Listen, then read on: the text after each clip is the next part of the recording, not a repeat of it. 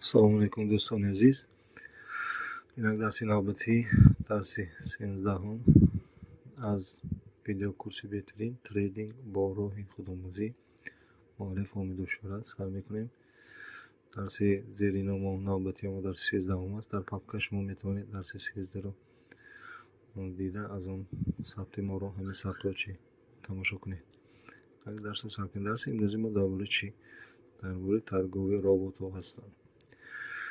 بسیار وقت ترگوی رابط ها وقتی ما رو معاینه سری ما رو قوتی ما رو هوشیاری ما رو از همین کار چی آزاد کرده خداشون چی برای ما ترگوله میکنن. برای این کمتر نصر رو که کراندازیم در اولش کمتر پوزیسیوی رابط رو ایجاد کرده بعد میتوانید به کارهای خود آواره شوید. رابط به جای شما در ترمینال چی فایده رو به دست میارد.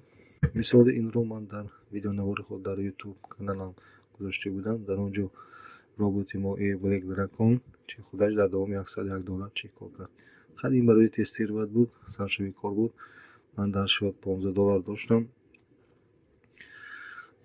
بعد از اون در دوام یک ساعت در 10-11 پوزیسیون دلار چک کرد.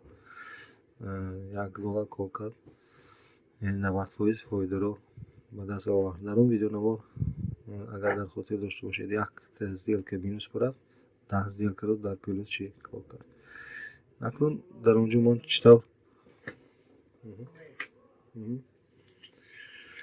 اینک من رابط رو از کجا چخیل اسکچ کردن کار در ترمینال چخیل اسنوف کردن کار رو نشان میدم چون که در درس یوتیوب بوده من نشان داده نمیدم. در درس یوتیوب بوده فقط رابط رو تست رو کردیم لیکن از کجا چخیل اسکچ کردن کار من برای شما در این نوار چی نشان میدم.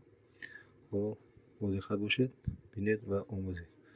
اینک ما رابط رو در سایت MQL4 MQL5 چی یافت اسکچ میکنیم. در یاندکس یا گوگل MQL5 رو نامنویس میکنیم پیدا میشود. MQL5 کام خودش برآمد. MQL5 سوری میکشیم. در اینجا زاگروسکا رفته ایستاده است. در اینجا خواده هست رجیستراسیون سازدن اکانت است. سازد اکانت ها به مانند همون کمیونیتی رو با فورکس هست. شما چطور میکنید برای سازد اکانت در اینجا داخل میکنید چی رو ایمیل خود رو و پرول خود رو پخش میکنید. سازد اکانت رو سازد اکانت پخش میکنید. میگوید پریدومیت لاگین پرول. در اینجا برعکس این ایمیل خود رو در اینجا جا میکنید. فرض کنیم ایمیل خوندی فرض کنیم من دیگرش رو نامنویس میکنم. این پریدومیت یکون پرولی دشوار چی از خود می نویسید. هم صفرهای انگلیسی داشته باشد هم یک صفر انگلیسی کلام بود داشته باشد. صفرهای مایده رقم انگلیسی حرفهای انگلیسی داشته باشد. بعد صفرهای عبارت باشه که کمتر سложný دشوارتر باشد. رجیستر رو زیر میکنید. بعد رجیستر زیر کردن به ایمیل شما سابشن میاد. یعنی ایمیل شما سابشن میاد. بعد به همون سابشن در اون سابشن رو زیر کنید. از روی سلکه بگذارید گشته به همین ایمیل میاد. یعنی همین طور چی شما اکانت شما در MQL4 یا MQL5 چی پیدا میگرده. اکنون به MQL5 اون را با چی کابینت ما داخل میشیم. من در اینجا من با شما نشون میدم. من به MQL5 داخل شد. من به اون میسی شوارت در اینجا کابینت من است. در شات هم $18 پول است برای خریدن رابط ها. شات رو در اینجا با هر خیل نمود ها کارت پلاستیکی یا کیوی کشیلاک یا به معنی پول کرده میتونید. برای پول کردن شات بسیار راه های گوناگون هست که این قدر چی دشوار نیست. در اینجا فقرات‌ها هستند. استاتیک وی پی اس کالندر وب ترمینال و ما فقرات که چی لازم است مارکت لازم است. یعنی بازاری ایندیکاتورها و رابط ها لازم است. مارکت رو زیر میکنیم. اکنون پروگرام ما MT4 است.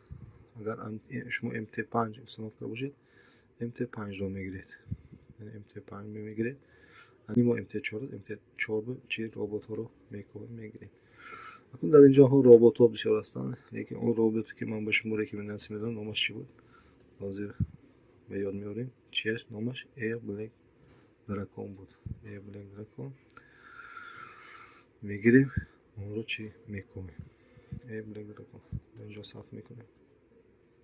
تمام. ایر بلک دراکون انا ببینید الان من $30 بخریده بودم یک ماه پیشتر، الان نرخ $45 چی شده است، یعنی $15 قیمتش است. هیچ گونه رو خرید و صنف کرد و خود رو چی اپرادت میکنه، نجیمند میکنه. ولی من نجیکات کردم در اینجا کوپید میمیاد. اینجا من استانوید برای شما کوپید میاد، بعد از اون کوپید میکنید. بعد از کوپید کردن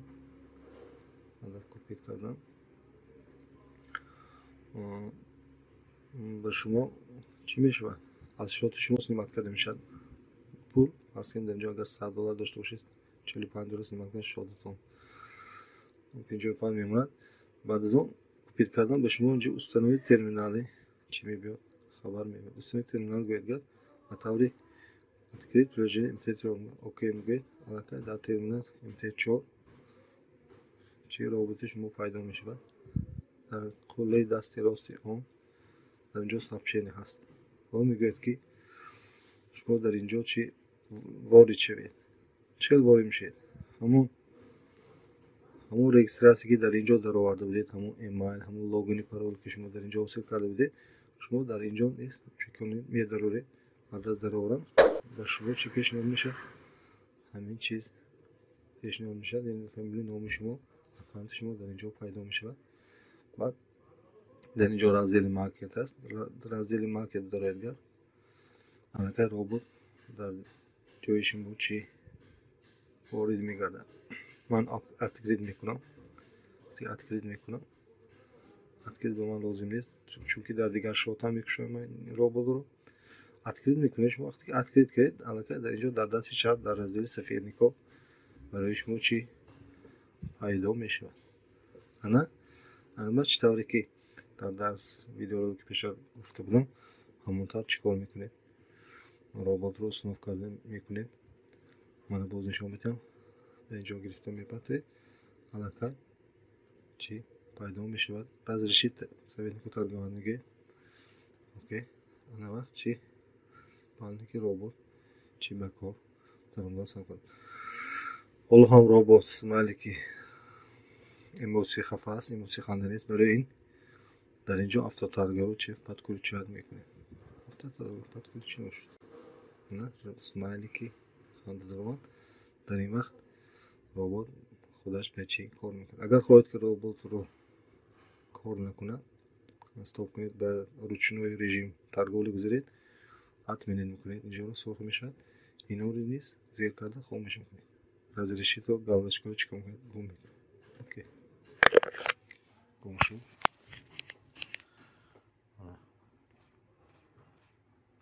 گم شد. چنین طرز است. ربات رو скачать کرده اخراج کرده با چیکار کردن باز همین تربران بودار کردن. اینی بود نشان دادی من ربات رو چه استناف کرده جایی کردم. من باز تکرار میکنم. میدارید و مارکت میدارید نام ربات رو مینویسید. ربات رو مینویسید کار میگید. ربات که پیدا شد میخواد خرید رو زیر میکنید. $45 وقتی خریدید جسم من کنید. برای این پول کردن من برای شما چند خیل پلچیج را به واسطه کارت از به واسطه سرویس ها پول کرده میشه. چند نمود من ربات های خریدم من در سابشین هست. من ربات خریدم $10 $42 $30 بخریدم. این چیزها رو من $42 به VPS خریدم، یعنی برای скорости передачи данных همین программе MT4 тест کردم. VPS کردم. شما خرید در آینده این راه هم گرید میشه. حالا با شما خیلی لازم نیست. اینک چی بود؟ مارکت رو میداریم نام ربات رو مینویسیم. ربات یافته میشه میخریم. بعد از خریدن کوپید باشه کوپید رو زیر میکنیم در اینجا. компютер зер мекунед. Компютер зер кунед гар дар инҷо установид мекунед. Установида зер кунед гар ба таври автоматикӣ ба ин МТ4 шумо меояд. Албатта дар вақти харидани робот ин терминали МТ4 шумо чӣ бошад, кушодагӣ дар ҳолати кушодагӣ дар ҳолати омодагӣ тавр бошад, ба таври автоматик худ аз ҳаминҷо переброска чӣ мекунад. Мана бинед переброска кард. Боз мекунам, боз ҳаволиga такрор мекунем. Маркет аз ин маркетда медем MT3D 4 медарем. роботро менависем. Мана купетро зер мекунем. بعد установи терминалро зер кардем. Ман гуфтам аллакай ин роботро харидагӣ продукция купленс аст. установиро зер кунам.